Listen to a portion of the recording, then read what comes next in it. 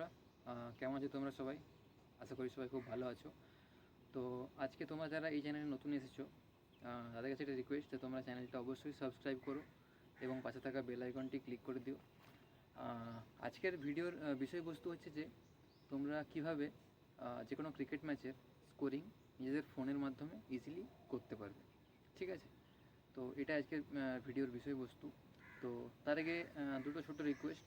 একটা হচ্ছে যে তোমরা এই ভিডিওটা স্কিপ করো না, বিনা স্কিপ করে পুরো ভিডিওটা দেখো, যাতে করে কি এই প্রসেসটা তোমরা ইজিলি বুঝতে পারো। কারণ যদি একবার পুরো জিনিসটা একবার ভালো করে দেখে তোমরা বুঝে যাও, তাহলে আর দ্বিতীয়বার দেখতে হবে না। আর 2 নম্বর যেটা, সেটা হচ্ছে যে তোমরা এই ভিডিওটা যখন দেখবে, তো অবশ্যই তোমাদের বন্ধু বা ভাইদের শেয়ার করো। যত বেশি শেয়ার করবে তাহলে তত ভিডিওটা আরও বেশি জনের কাছে পৌঁছাবে, এবং তারা যদি এই প্রসেসটা দেখে এবং শিখতে পারে, তাহলে তাদেরও হয়তো কোনো কাজে লাগতে পারে। ঠিক আছে? তো চলো কিছু জিনিসটা ছোটো জিনিস বুঝিয়ে দিই। যে ধরো তোমরা পাড়াতে তোমরা কোনো ম্যাচ খেলো, বা তোমরা হয়তো কোনো টুর্নামেন্টও পাড়াতে অনেক হয়ে থাকে দেখবে। তো সেক্ষেত্রে যারা দেখবে টুর্নামেন্ট অর্গানাইজ করে, তো সেক্ষেত্রে দেখবে একটা যারা স্কোরিং করার জন্য একজন বসে থাকে, কেউ বেঞ্চে বসে থাকে, সে একটা খাতা পেন নিয়ে বা স্কোর বুক নিয়ে সেখানে ব্যাটসম্যানের নাম লেখে, ব্যাটসম্যানের কত রান করছে সেটা লেখে, টিম কত রান করছে সেটা লেখে, বোলারের নাম, বোলার কত রান করছে সেটা কত উইকেট নিচ্ছে সেটা লেখে। তো এগুলো লিখতে একটা সময় সাপেক্ষ।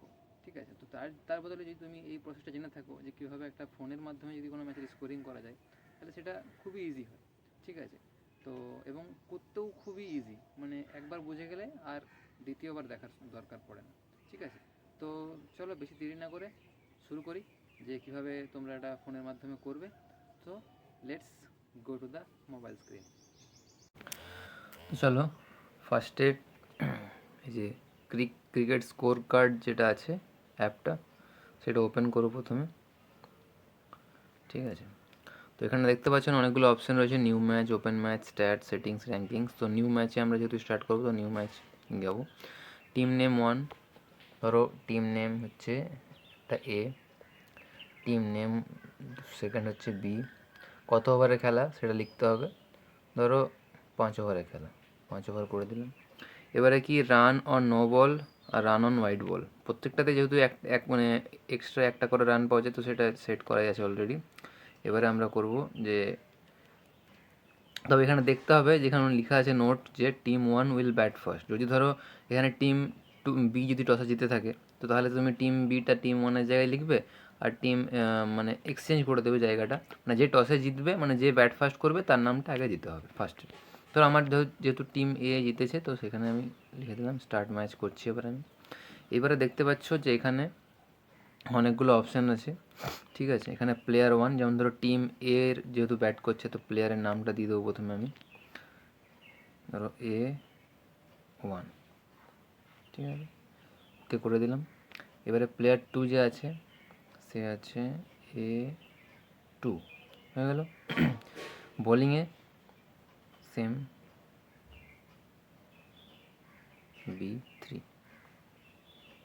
ওকে, এইবারে দেখো, এবারে 5 ওভারে যেহেতু ম্যাচ, এবার এখানে তো আমাকে ম্যাচটা স্টার্ট করতে হবে। ধরো প্রথম বলটা ডট হলো, 0 করলে ওকে করে দিলে, হয়ে গেল, 1 বলে 0 রান। এবারে তো তারপরে বলে 1 রান হলো, 1 রান নিল, ওকে হয়ে গেল। ধরো তারপরে ওয়াইড হয়েছে, ওয়াইড হলো। এবার ওয়াইডের সাথে কি যেন এক্সট্রা যদি রান হয়ে থাকে, তাহলে সেটা লিখবে। যদি এক্সট্রা রান না হয়, ধরো ওয়াইড প্লাস 0, তো 0 করতে হবে, ওকে করে দিতে হবে, এক্সট্রা রান চলে এলো। এবার ধরো নো বল হয়েছে, নো বল প্লাস এটা 4 হয়ে গেছে, 4 করে দিলে 5 রান অ্যাড হয়ে গেল। ঠিক আছে? এইভাবে ধরো 6 হলো, তো 6 করলে ওকে করে দিলে 13 রান হয়ে গেল। এবার ধরো উইকেট পড়েছে, তো উইকেটে ক্লিক করলে ধর কী হয়ে গেলো, বোল্ড আউট, বোল্ড করে দিলে 0 করবে। যেহেতু রান হয়নি কোনোটাতে, রান হবে না, তো 0টা করতে হবে, ওকে করে দিলে 13 রানে 1 উইকেট। ঠিক আছে? এইবারে হচ্ছে তোমার যে নিউ ব্যাটসম্যান কে আসছে, A3, নামটা লিখে দিলে। এবার স্ট্রাইকে কে থাকবে, যেহেতু A3 আছে, যেহেতু ও বোল্ড আউট হচ্ছে, যেহেতু স্ট্রাইকে ওই থাকবে।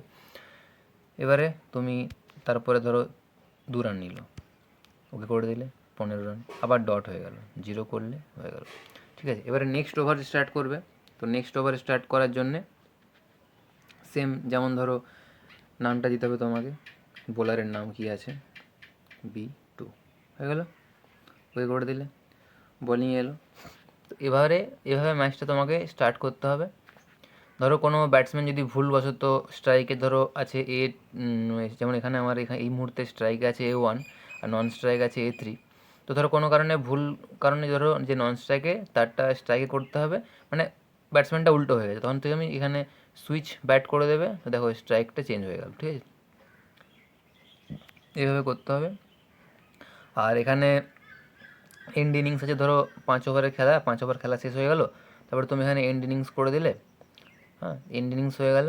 এবারে নেক্সট ইনিংস যেটা স্টার্ট হবে সেটা অলরেডি এখানে পেজটাতে থাকবে। এবার তুমি নেক্সট আবার যে এটা হবে সেটাই তুমি স্টার্ট করতে পারো। আবার তোমাকে এখানে প্লেয়ারগুলো সিলেক্ট করতে হবে, যে তুমি যেমন ধরো এখানে প্লেয়ার 1 আছে, এখানে B1 ব্যাট করছে, প্লেয়ার 4 আছে B2, ওকে। এখানে যেমন ধরো বোলিং করবে কে, A6, এভাবে তুমি চেঞ্জ করতে পারো, ঠিক আছে। এভাবে সেম যেমন আগের স্কোরিংটা করলাম, এই স্কোরিংটাও সেম ওইভাবেই করতে হবে, ঠিক আছে। এটাও একটা ইজি প্রসেস। এই স্কোরিং অ্যাপটাও খুব ভালো। এর মধ্যে তুমি অনেকগুলো অপশান আছে, যেমন ধরো এখানে তুমি স্কোর কার্ডটা দেখতে পারবে, পুরোপুরি ফুল স্কোর কার্ড, যে ম্যাচে কে কত রান করলো, যেমন একটা স্কোর কার্ডটা দেখায় পুরোটা। আর এদিকে এগুলো নিয়ে অপশান আছে, যে তোমার যে কত পয়েন্ট এমন অর্জন করেছে, যে যত বেশি রান করবে, যে যত বেশি উইকেট নেবে, তারা সেই রকম পয়েন্ট এখানে দেখাবে, ঠিক আছে। চলো, এটাই ছিল ভিডিওটা, ঠিক আছে। তো যদি ভালো লাগে থাকে তো নিশ্চয়ই চ্যানেলটা সাবস্ক্রাইব করে দিও, ঠিক আছে, এবং তোমার বন্ধুদের শেয়ার করে দিও। Thank you.